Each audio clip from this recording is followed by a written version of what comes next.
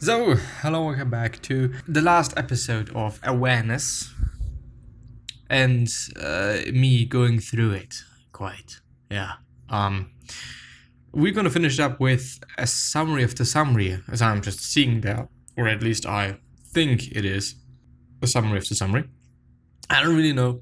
We're gonna see, and we are also gonna go ahead with 4 steps to wisdom. And maybe we're also going to go through wisdom, even though I guess that I already went through it, but it is actually not that much that I've left for this episode, to be honest.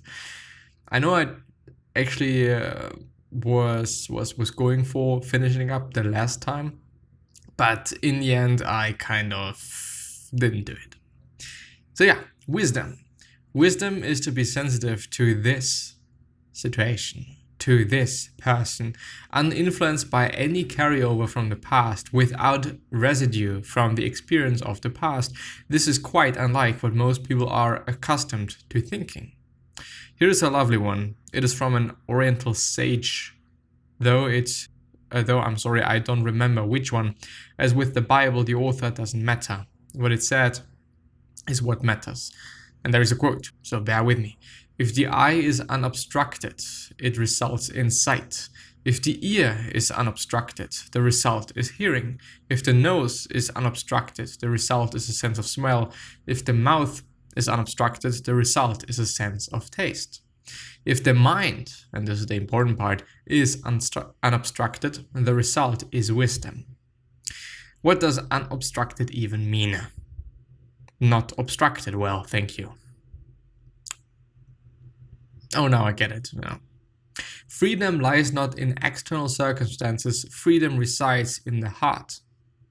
When you have attained wisdom, you can enslave yourself. Well, I'm sorry. When you have attained wisdom, who can enslave you? Breathing in your own spit is the nicest thing that ever is. No. It really does make sense. If you think about the fact that you gaining wisdom, you knowing something, you experiencing something, and you becoming aware and enlightened, which means that you are enlightened, very difficult to explain, and this is the whole book trying to explain that, so I can't do it in one word, or at least not that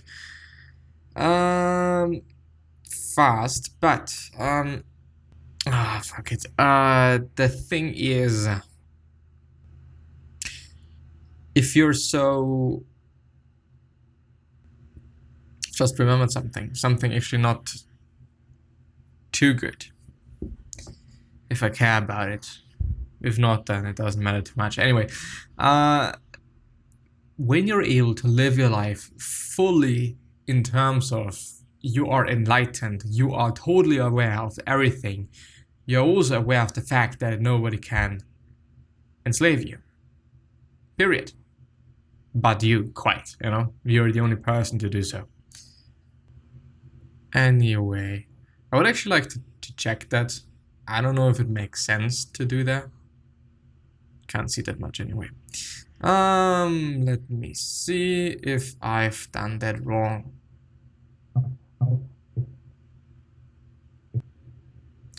Or I have dealt with it in another way, I guess, apparently. So everything is fine and we are good to go. 4 steps to wisdom.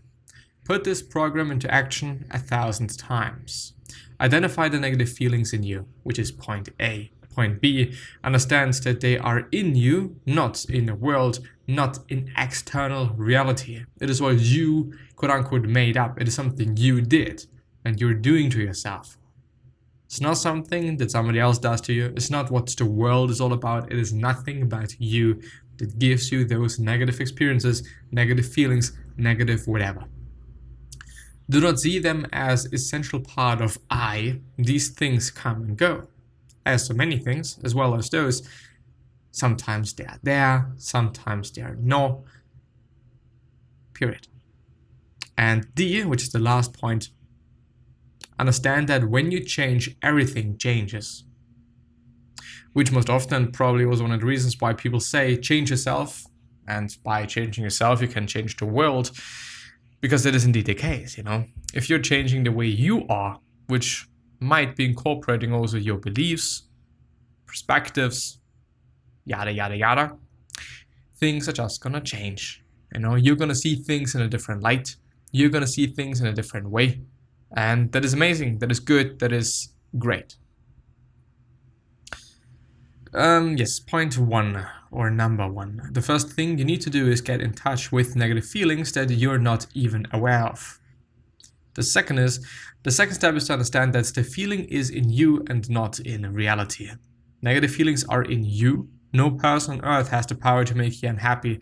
There is no event on earth that has the power to disturb you or hurt you. No event, condition, situation, or person. Nobody told you this. They told you the opposite. That is why you're in the mess that you are in right now. That is why you're asleep. They never told you this, but it's self-evident. The pain is in your knee, not in the table. The mystics keep trying to tell us that reality is all right. Reality is not problematic. Problems exist only in the human mind. We might add, in the stupid, sleeping human mind, reality is not problematic. Take away human beings from this planet and life would go on. Nature would go on, all its loveliness and violence. Fucking period. Where would the problem be? No problem. You created the problem. You are the problem. You identified with me, quote unquote, and that is the problem. The feeling is in you and not in reality. The third step. Never identify with that feeling if it has nothing to do with the I. Don't define your essential self in terms of that feeling. I gotta actually... No. Yes. Check something out rather quickly.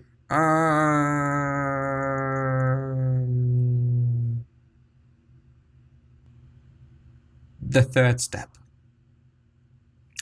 Never identify with that feeling. It has nothing to do with the I. Don't define your essential self in terms of that feeling. It will pass. Everything passes. Everything. Your depressions and your thrills have nothing to do with happiness. Those are the swings of the pendulum. If you seek kicks or thrills, get ready for depression. Do you want your drugs? Get ready for the hangover. One end of the pendulum swings to the other. Your society is not going to be happy to hear this because you become terrifying when you open your eyes and understand this. How do you control a person like this? He doesn't need you. He's not threatened by your criticism. He doesn't care what you think of him or what you say about him. He's cut all those strings. He's not a puppet any longer. It's terrifying. So we've got to get rid of him. He tells the truth. He has become fearless. He has stopped being human. Human, behold. A human being at last. He broke out of his slavery, broke out of their prison. You don't have to do anything to acquire happiness. The great Meister Eckhart, which stands for master, Eckhart, Meister, the German word for master, or you could also say mentor, like this is my Meister, this is my master, this is my mentor. Eckhart said very beautifully, God is not attained by a process of addition to anything in the soul, but by a process of subtraction. You don't do anything to be free. You drop something, then you are free. The fourth step, how do you change things? How do you change yourself? There are many things you must understand here, or rather just one thing that can be expressed in many ways. Imagine a patient who goes to a doctor and tells him what he is suffering from. The doctor says, very well, I have understood your symptoms. Do you know what I will do? I will prescribe you a medicine for your neighbor. The patient replies, thank you very much, doctor. That makes me feel much better. Isn't that absurd? But that is what we all do. The person who is asleep always thinks he feels better if somebody else changes. You're suffering because you're asleep, but you're thinking how wonderful life would be if somebody else would change. How wonderful life would be if my neighbor changed. My wife changed, my boss changed. Yes, it is indeed the case, A ton of people always think about other people and they have to change and they have to do something about things and so on and so forth. You keep insisting, I feel good because the world is right. Wrong. The world is right because I feel good. That is what all the mystics are saying. I do wonder what the mystics are, like in particular, exactly. Anyway, 4 steps to wisdom from Anthony de Mello's awareness. So this is actually a little tiny cheat sheet. Put this program into action 1,000 times. Identify the negative feelings in you. Understand that they are in you, not in a world, not in external reality. Do not see them as essential part of I. These things come and go. Understand that when you change, everything changes. So the first thing you need to get in touch with is negative feelings that you're not even aware of. The second step is to understand that the feeling is in you and not in reality. The pain in your knee is not in the table. The third step, never identify with that feeling. It has nothing to do with the I. Don't define your essential self in terms of that feeling. The fourth step, do you change this? How do you change yourself? And that is it. This is actually it with awareness. And maybe I'm actually going to go through another book summary from this site. Let's actually top book summaries. Guy, 18 Wealth Lessons, Eternal Purpose, full reading list and book recommendations, top life purpose posts. There's actually some books by Eckhart Tolle. Maybe I'm going to go through one of them, since he was also mentioned a couple of times in this book summary. Top money posts, top work posts, top practical posts, top quote posts, top personal favorites. Where's actually awareness? Awareness. It's not even there. So what if we go back once and check out all book summaries? 50 plus books, essays, speech and research summaries on slow living, simple living, life purpose, spirituality, philosophy, psychology and more. All things that I awareness, and it is not there. Thank you. An intro to general thinking concepts. The Art of Reading, How to Read a Book by Mortimer blah blah blue. Start here. About me, popular posts. Well, I'd have to just go through things and then decide. But until then, I'm gonna see you the next time. Bye bye.